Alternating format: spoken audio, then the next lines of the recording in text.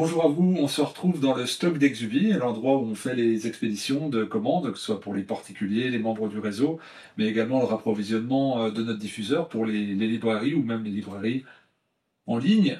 Voilà, on a commencé à arranger. Je vous présenterai les locaux. C'est des nouveaux locaux là, vous voyez, dans une ancienne fromagerie où c'était encore il y a 3 mois, il n'y avait rien, il n'y avait pas d'électricité, il n'y avait pas de mur, c'était que dalle. Donc je vous en parlerai parce qu'évidemment il y a plusieurs projets. J'aime toujours parler des projets une fois qu'ils ont vu le jour et pas en parler avant. C'est une façon de faire. Et donc là, vous voyez un petit peu, souvent, comme par qui on passe pour expédier, bien, on est autonome. Et de question d'autonomie, on va en parler dans cette vidéo, parce que moi, quand on n'est plus autonome, on prend des risques pour sa santé avec des pénuries de médicaments. Là, je vous présente les deux livres qu'on a reçus. On reçoit tout ici sur Palette. Un livre de Romain Molina, là, où c'est assez intéressant. Le livre noir des Jeux Olympiques. Donc, tous les scandales dont vous n'avez pas entendu parler sur les JO, depuis leur création jusqu'à maintenant, sous la Macronie, mais se retrouve dans ce livre noir des Jeux Olympiques en précommande chez Exuvie. Donc, c'est pas encore disponible en librairie parce que c'est nous qui l'avons. Mais vous pouvez commander sur exuvie.fr. Et puis surtout, un gros coup de cœur. Si vous avez envie de rire dans le désastre, les ornithotrinques, la pandémie vue par les ornithorynques. Voilà, c'est deux petits formats, collection société, 14 et 10 euros. On bosse en France, on est autonome et on fait des petits prix. Donc voilà, je vous laisserai, je vous en parlerai. Mais vous pouvez déjà regarder en description quelques planches, parce que c'est une BD, et on se marre bien. Et donc voilà, l'idée c'était de parler, je vais le remettre parce que je vais me faire gronder par Bruno. Et je vais vous parler d'autonomie et de santé, de médicaments. Là, on est dans la réserve. C'était aussi un moment de vous partager un petit peu les coulisses d'Exubie. Je vais, vous me direz hein, si vous intéresse, vous expliquer comment on peut survivre. Quand on est autonome, c'est possible. C'est pas simple, mais c'est possible. Et là, vous voyez, il y a tout le bazar, tout l'envers du décor. Alors là, ce ne sont pas nos bouquins. Ce sont des bouquins d'autres auteurs, parce qu'on revient tout juste du congrès de santé intégrative dans le Jura, le domaine arc-en-ciel. Voilà, on a passé 3 jours et demi très sympathiques. Voilà, avec des auteurs Exuvie, mais pas que. Et puis, dans cette dynamique intégrative, on a rendu service à une quarantaine d'auteurs avec 90 références de bouquins. Donc, il y avait Jacques Martel, Christian Perron, et plein d'autres qu'on a eu la grande plaisir de distribuer.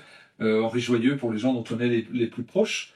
Voilà, donc ça, ce sont des colis, des palettes. On a 4 palettes là qui vont repartir chez les diffuseurs et les éditeurs. Et puis là, ce sont nos bouquins à nous. Et donc, je vous montre un petit peu tout ça, parce que vous voyez que c'est de la logistique, c'est du boulot, mais en fait, quand on veut être autonome, c'est un peu plus d'exigence. Et on voit bien que quand on délègue son autonomie, ça crée des problèmes.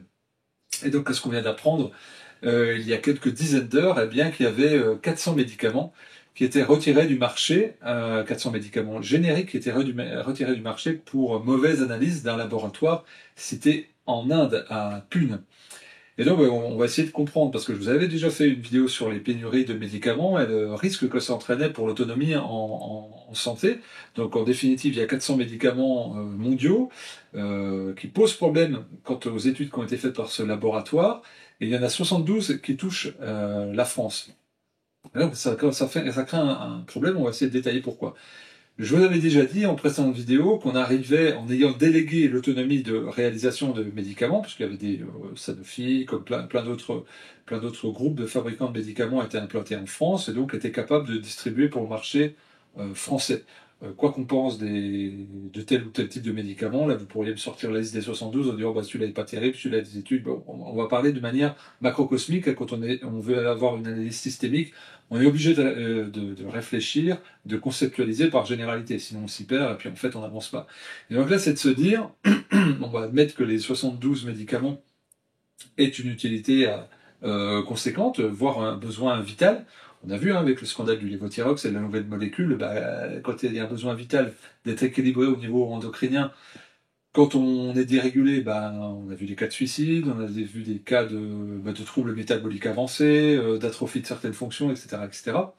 Donc là, dans les 72, il y en a qui sont vraiment indispensables. Et donc, s'ils ne sont pas fabriqués en France, ou au moins en Europe, on va dire qu'on va pas pouvoir s'auto-protéger pour un marché qui soit français ou européen. On voit déjà le bordel que c'est pour avoir une réglementation commune intra-européenne. Alors on est censé être soudés, sûr et efficace, mais ça marche pas.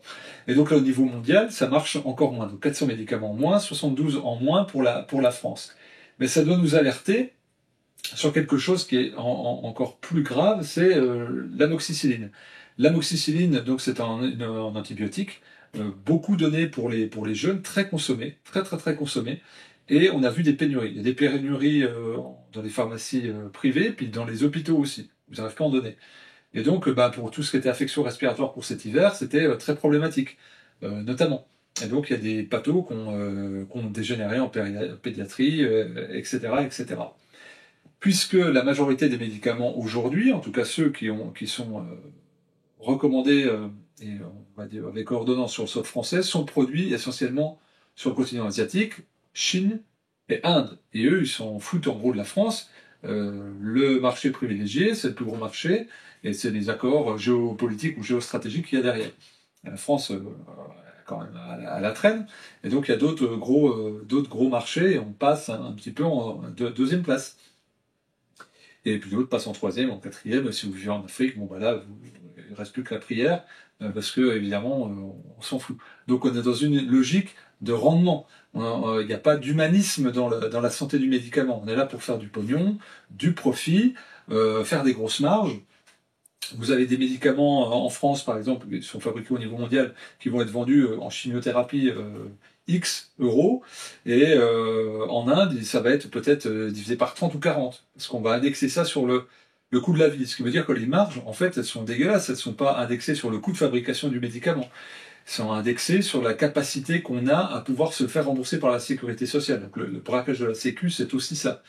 Et donc là, ça crée un souci, c'est qu'on voit une grande dépendance. Il y a plusieurs personnes qui se sont posées, à juste ou mauvais titre, tiens, comment ça se fait que la France, qui est censée être à la pointe avec Sanofi, l'Institut Pasteur, n'a pas sorti de médicaments, ou tout du moins de vaccins ou de thérapies, pour juguler le Covid. Bon, là, il y a des réflexions très intéressantes à faire là-dessus. Ils venaient essentiellement des États-Unis. Ceux de Chine ou de Russie n'ont pas été même étudiés par l'Agence européenne du médicament. Donc on voit qu'en fait, il y a des gros business, gros business, 40 milliards de dollars de bénéfices pour Pfizer, BioNTech notamment. Donc la rationalité de dire il faut prendre soin des malades n'existe pas dans l'industrie du médicament. C'est un business comme un autre, c'est froid, c'est du libéralisme total, pragmatique. Et donc là où vous metteriez de l'affect parce qu'il pourrait s'agir de votre grand-mère ou de votre fils ou de votre conjoint, en fait ça n'existe pas. Donc, la raison d'être de cette vidéo, c'est de dire attention, quand on commence à déléguer son autonomie en matière de santé, ça craint. De la même façon qu'il y a un entrisme du privé dans la politique de santé publique, avec les cabinets de conseil, etc. Je pense que c'est patent sur les 4-5 dernières années, mais en définitive sur les 20 dernières années, près de 100 000 lits fermés, des tonnes et des tonnes de services fermés, des maternités fermées, on est vraiment sur la rentabilité.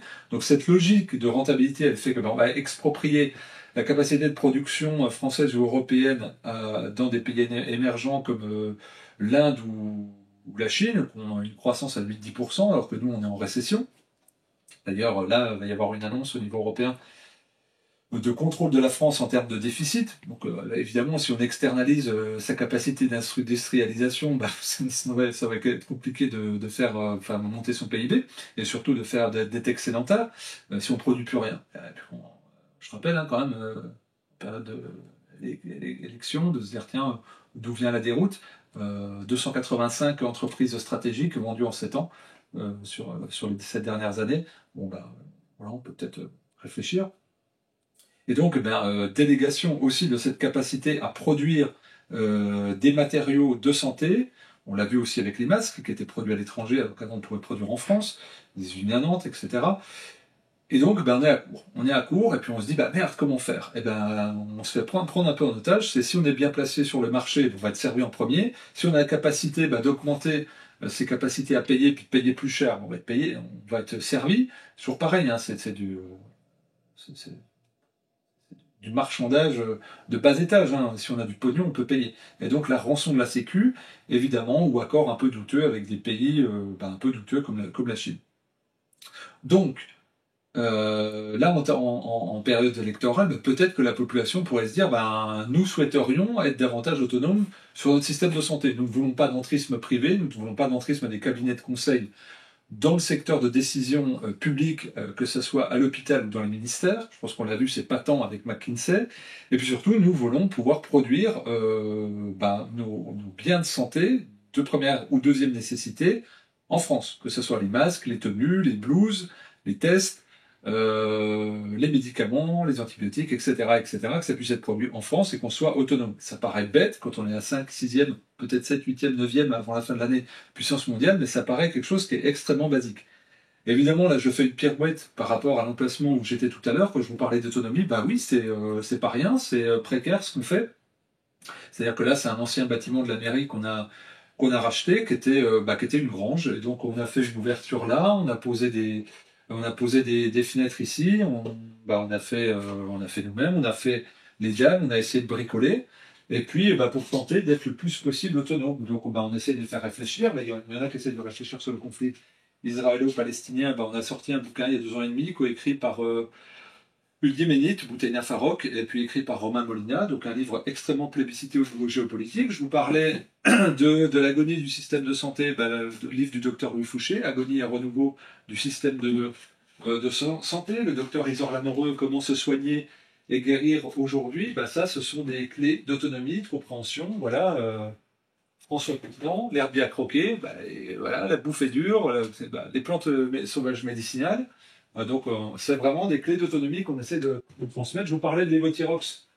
Tout à l'heure, on a sorti un bouquin de Jean Duchazot, La thyroïde et le mystère des émotions, donc l'impact du dysfonctionnement thyroïdien sur le caractère psychologique de l'individu. Vous en parlez, au niveau des glandes autocrines.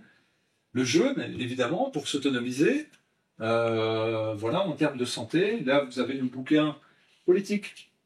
Discours de la servitude volontaire, Ansel Belgarig, Note sur la suppression des partis politiques de Simone Veil. Donc 3 petits bouquins qu'on fait à 15 € les 3 petits bouquins. Donc on essaye de faire ce travail de fond-là.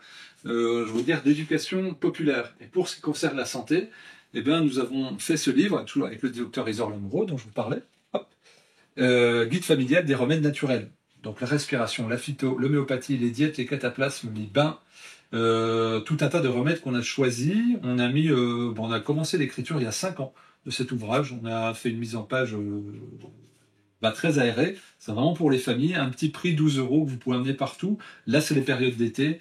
Donc les coups de soleil, les irritations, les piqûres d'insectes, les indigestions, les stress, etc. Donc on n'est pas dans la bobologie, mais on est vraiment dans le pratique et dans la pédagogie. On revient aussi aux causes fondamentales qui pourraient faire apparaître ces symptômes. Donc c'est à la fois de la pédagogie et du conseil, les hydrolats, les huiles essentielles, etc.